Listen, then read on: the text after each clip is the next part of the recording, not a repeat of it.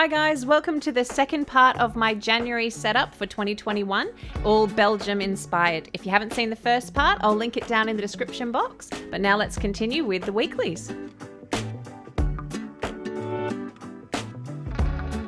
So firstly, I wanted to just quickly say that I am enjoying doing Belgium so much, learning about it, and it's such an amazing country, as they all are. But yeah, you guys must be feeling the love as well for Belgium, because I'm getting some beautiful comments, and I really appreciate all the love and support that we're getting through these setups. So thank you again.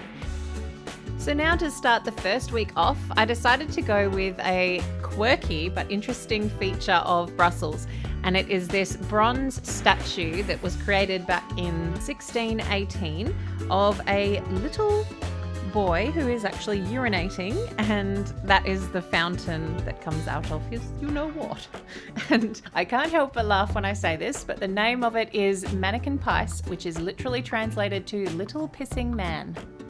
So all funniness aside, this little statue brings a crowd.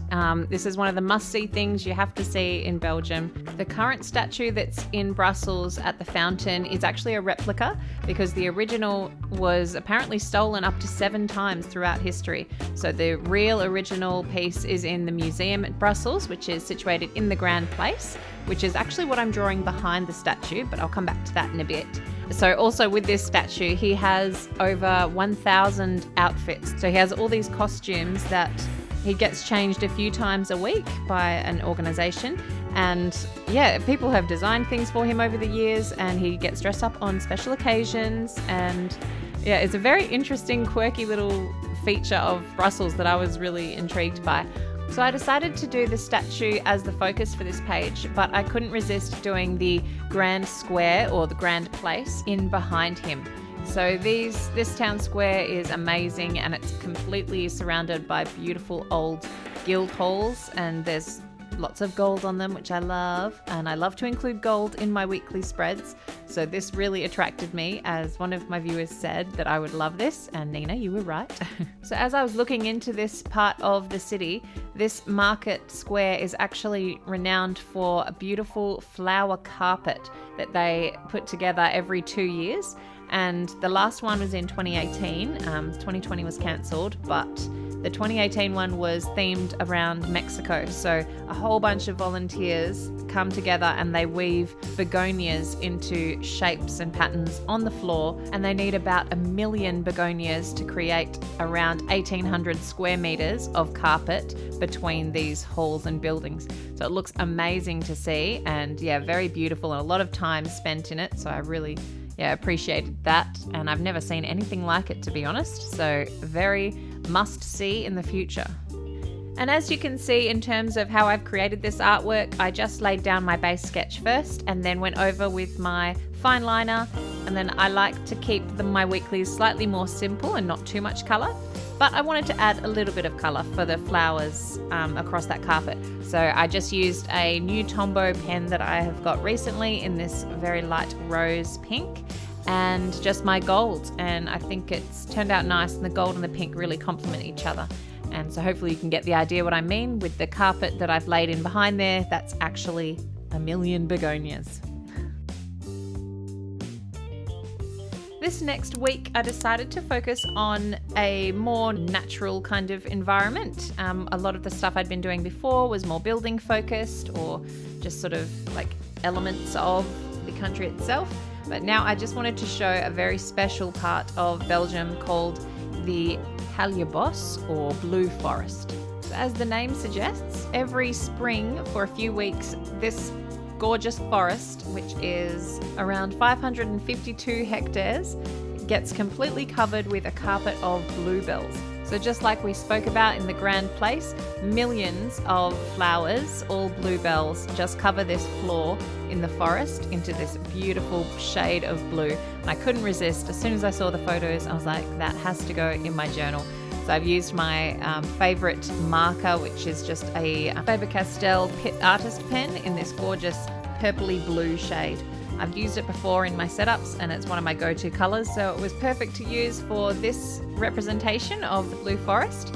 And to do this, I'm just doing very simple lines. This is something you can definitely recreate if you haven't got a lot of practice under your belt with drawing. So just doing some lines and varying the placement of them, and then just cover the floor with a nice marker, and then lastly add some dots to shade the trees, just coming from the base and in the distance. And then you have a forest drawing. And if you want to go further, I add a gold pen now to add some extra leaves coming through those trees. So really no placement is an issue here. You can just kind of put dots where you think it looks good. And I just did them sparsely through the back and just a few at the front to tie it in. And I think it just sets it off, and I do love using gold, so I wanted to include that gold pen in my spread.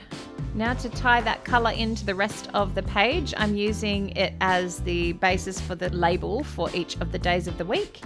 And then just using a slightly thicker fine liner to write the days of the week, and then outline it all in my gold pen with some lines dividing those days up.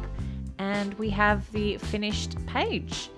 Definitely not as enchanting as the real thing would be, but I highly doubt that I'll be able to see this one, as it is only available for a couple of weeks throughout the year. So I don't think I'll be that lucky, so this will have to do for now. Now, no Belgium setup is complete without mentioning the world famous Belgian beer. Now, I went to a Belgian beer cafe recently and I tried Hoegaarden beer, which officially is my favorite beer now. It was delicious. But one of the famous things about Belgian beers as well is the Trappist beer. Now, Trappist beer is brewed by Trappist monks, and I decided to draw the Orval brewery, which is actually the Orval monastery or Abbey in Orval, which was the first Trappist beer to be sold nationally around Belgium. And Belgium has 6 different Trappist breweries, and there's only 12 in the world. So that's pretty heavily prevalent in Belgium. So I had to mention it here. And this abbey, the building was stunning with all these hedges and gorgeous buildings. So once again, I felt the need to draw that in my spread here. And I thought I'd put the beer in front of it in the foreground and just kind of give a little bit of an ode to the beautiful Belgian beers available in Belgium. So before researching this, I think I'd heard the word Trappist beers before, but I had no idea what it meant. And so I have learnt that Trappist beers are only allowed to be called Trappist beers if they're brewed by Trappist monks from these monasteries. And the profits that they make from selling the beer is all not for profit. It's just to cover the expenses of the living costs of the monks, maintaining the grounds, and then whatever remains goes back into charities and social work.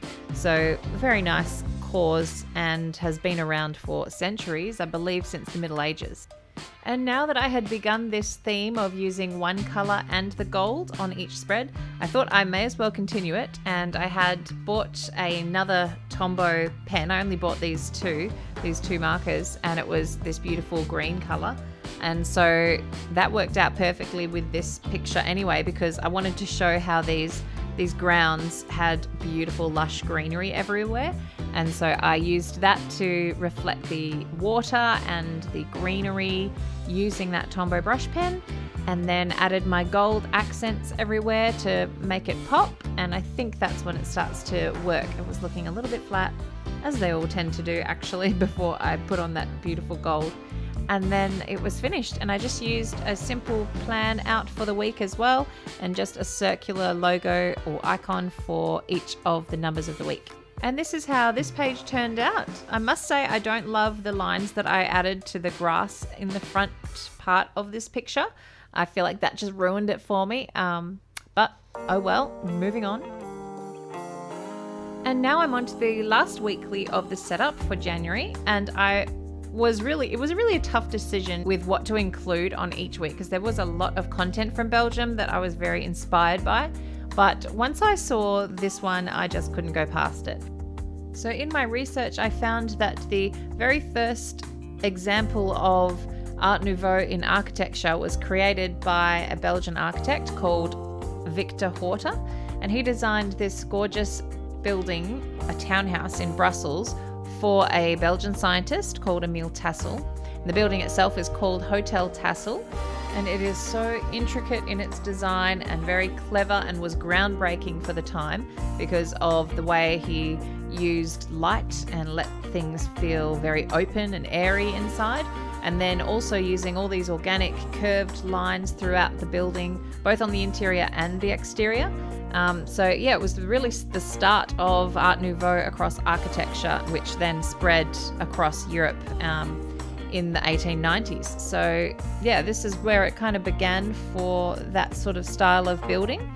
I've always loved Art Nouveau in general. I think the art from then, it was just so decorative, and I don't know, I just like it. I can't explain why, but yeah, I love it. And when I saw that, I thought that would go really nicely with the way I use my gold in my weeklies.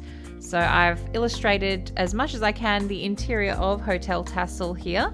And I'm also loving that all this structure in the center is actually in a gold or a brass material. I'm not sure what it's made of. There's a lot of iron in Art Nouveau, so I'm guessing that this is more brass.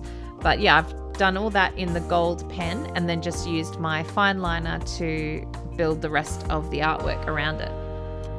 And then on this page, I wanted to add that other marker color as well. So I used my other Pitt Artist pen that's in sort of a peachy color, and it was perfect because the walls of Hotel Tassel have this gradient that starts at a peach and it moves up to a lighter peach, and then all the gold curvy whiplash lines, as they call them, go over the top. So I used this peach to reflect that, and then use my gold pen to go over everything and make it really decorative.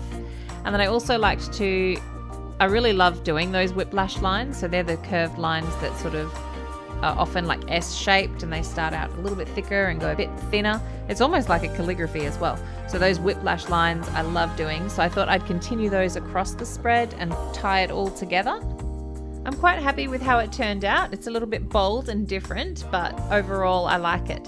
And I enjoyed doing it so much that I'm even going to do some more Art Nouveau sort of based pictures in the future. I've just finished my 10K subscribers picture in sort of an Art Nouveau feel to it, and I just don't feel done. So I'm actually going to review a product next week, which is the Gansai Tambi gold watercolors, which I'm dying to use.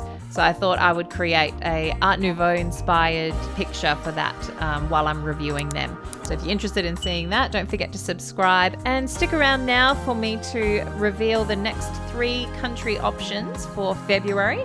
And you guys can help me choose which one to do by voting in the comments down below. Let's get choosing. Okay guys, so we've just finished the Belgium setup for January and I absolutely loved it. So now Belgium is going in the bin. Sorry Belgium, you were awesome. And now we get to choose the next month option. So this is for February. I'm going to choose one from each, and then afterwards I'm going to put Malaysia and Uruguay back into the pot so that they can have another chance later on in the year. But for now, we'll just go ahead and pick the next options. So, wiggly woo. This part's so fun. Ah, Vietnam. Someone actually wanted Vietnam, so that works out well. I swear I'm not looking. This is all luck, purely luck. Okay, I have one. Papua New Guinea. Cool, all right. This is cool. I'm sorry I get so excited. All right, so I have one. Andorra. I have a feeling that's been requested as well. Okay, so we've got our 3 options. We've got Vietnam, Papua New Guinea, and Andorra. So go ahead and vote. Leave a comment down below on which one you'd like to see for February. Thanks for watching. Bye.